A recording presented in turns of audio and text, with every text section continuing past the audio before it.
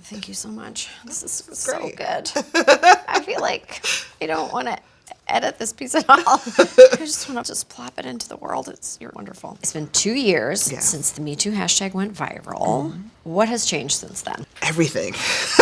Everything Yes. has changed. Prior to the hashtag going viral, the work was very community-based and where I was allowed to take it. Once it hit the internet and went viral, the world got to see that survivors are ready to speak up and speak out. But also this new platform, like I could never imagine that we'd have 2 years of a sustained dialogue about sexual violence in this country. We have this moment where we can talk about sexual violence. People can come forward and say that they've experienced and have a different response to it than they have in the past. I feel like people have spoken about their experiences to a degree that I could never have imagined in my lifetime. Absolutely. Even if you think about women who came forward, particularly women who came forward in bigger cases before Me Too went viral, right? I think very specifically of the Cosby case. The backlash that those women received coming forward. Not to say that women don't receive backlash now. Sure. It's a different world for people who want to say, this happened to me too. It feels like it's less taboo. It's less taboo. People's understanding of how pervasive it is has expanded, and so they can hear folks' stories differently. When does it become taboo for sexual assaulters to become Supreme Court justices and presidents? Yeah, I wish that was now. I'm just Really wish for it. I wish that was now.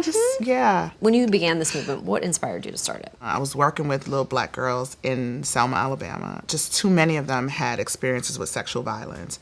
I was a little black girl who had experience with sexual violence, and it just felt like a moment had come where we needed to do something about it. One, it came from wanting to help the girls themselves, but also it felt like as a community we needed to respond to this because these were our children. These were people who lived in the community. Once we introduced it to the internet and like went on MySpace and started talking about it, and we realized, oh my gosh, this people in general just need this, right? Not just little black girls in Selma, Alabama. Grown people who have experienced sexual violence need somebody to say, I believe you, I hear you, and I get it. And it just became my life's work at that point. Were you overwhelmed?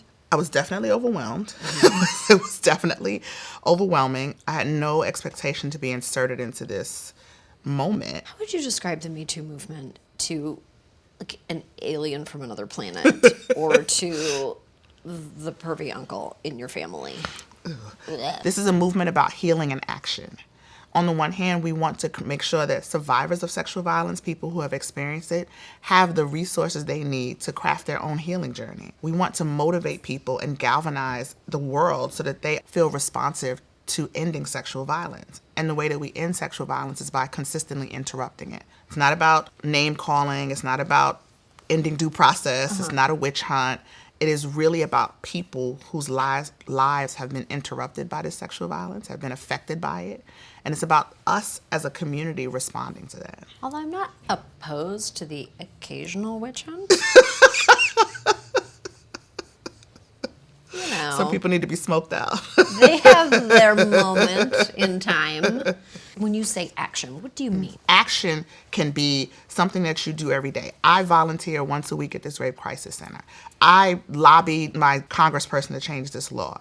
Micro actions is, I'm not going to listen to rape jokes. I'm not going to tolerate the guy in the locker room who's saying crude things. I'm going to interrupt my friend who calls every woman she knows a slut. Changing our language, changing our behavior, changing the way that we think about sexual violence. It's small things that we do that shift the culture. Let's talk about the fact that we have so many conversations about the men. The men. Always the men. Sorry, fellas. Me Too is not a woman's movement, right? This is a movement about survivors. And we acknowledge that men can be survivors. We also acknowledge that everybody doesn't identify as a man or a woman. So it's a movement for people who've experienced sexual violence. The reality is many of the perpetrators of sexual violence are men, and many of the survivors are women. That's not the total truth of the picture, but that's a reality. And because in this moment, when after Me Too went viral, and it went viral because of a man who was a perpetrator, and then several men after that, this focus on who the men are has dominated the narrative and the conversation. and it's appalling. There hasn't been a major study into why is it that 12 million people will respond to this hashtag in 24 hours. What's happening in America and around the world that this one thing is so pervasive that we could have 19 million tweets in a year? Mm-hmm. What we get instead is, can Louis C.K. still tell jokes? Right. You know? What's going on with Matt Lauer's place in the Hamptons? You know, like, the priority should be the people who experience the harm. Their lives have been torn apart by this. Yes. And I think we don't get enough information about that. What happens after you say Me Too? Thank you. You know?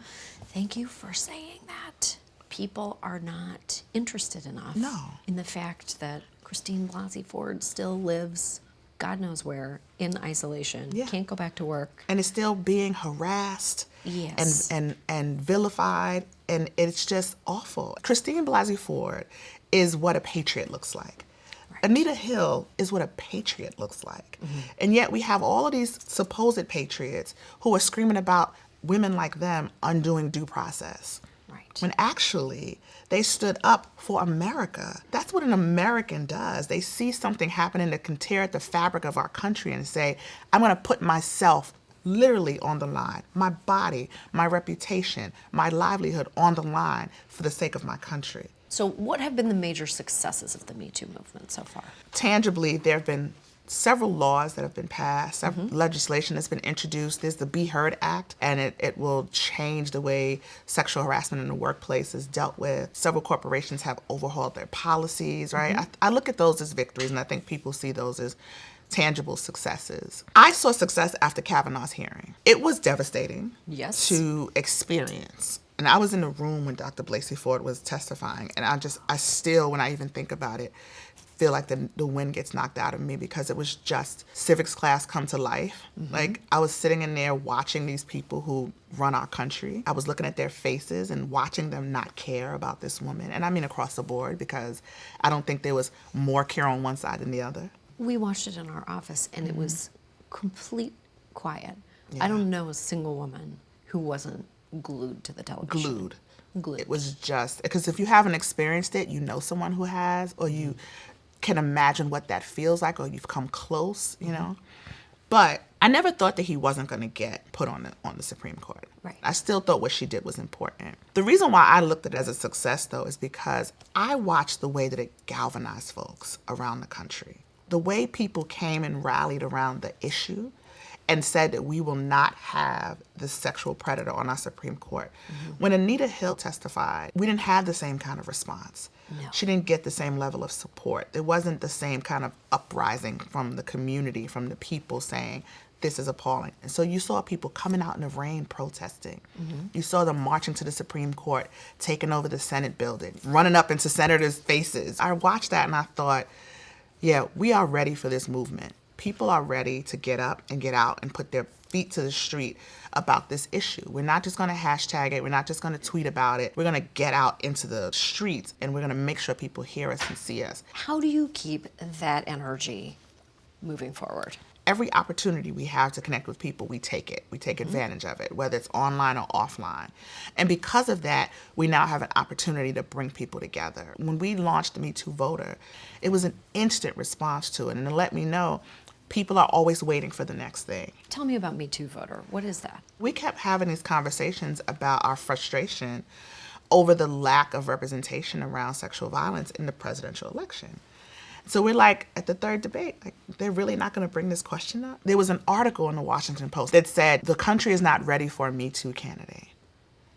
And I said, isn't that odd, since the country is full of people who actually said Me Too? People think of survivors as this offshoot group of people to the side to pity. But we are your neighbors, we are constituents, we are taxpayers, and we are voters. To be running for any position of leadership in this country and not speak to sexual violence, what your stance is on it, and I'm talking about, what are your policies and platforms, what things are you going to put in place that are both support and protect survivors, but also protect the people who haven't experienced sexual violence. For this to be one of the biggest issues of this decade, and it not be the same way you talk about gun violence or climate control or big ticket issues, Sure. it should be right up there. I shouldn't have to probe through your website to look for it. You should be seeing it on the debate stage. I should be seeing it on a debate stage. So what does it mean to be a Me Too voter? To be a Me Too voter means that you are somebody who cares about sexual violence, either because you experienced it or because you're just a human being who wants people not to experience violence, who will vote for the candidate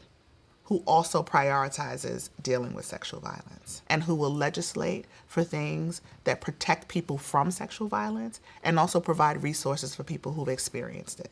This feels like a missed opportunity to me for candidates to talk about something that is so meaningful to such a wide swath of the general public. This is about having a modicum of courage. I feel like you would see them all do backflips in the streets if 100 voters in Iowa gave them their emails. But there are 19 million people who are waiting to be heard and spoken to. 2 years ago now, millions of American people raised their hands and said, this happened to me too.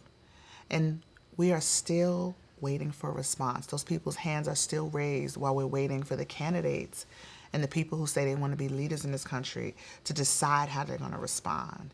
And we have not had an effective response from that leadership. This is not a partisan issue.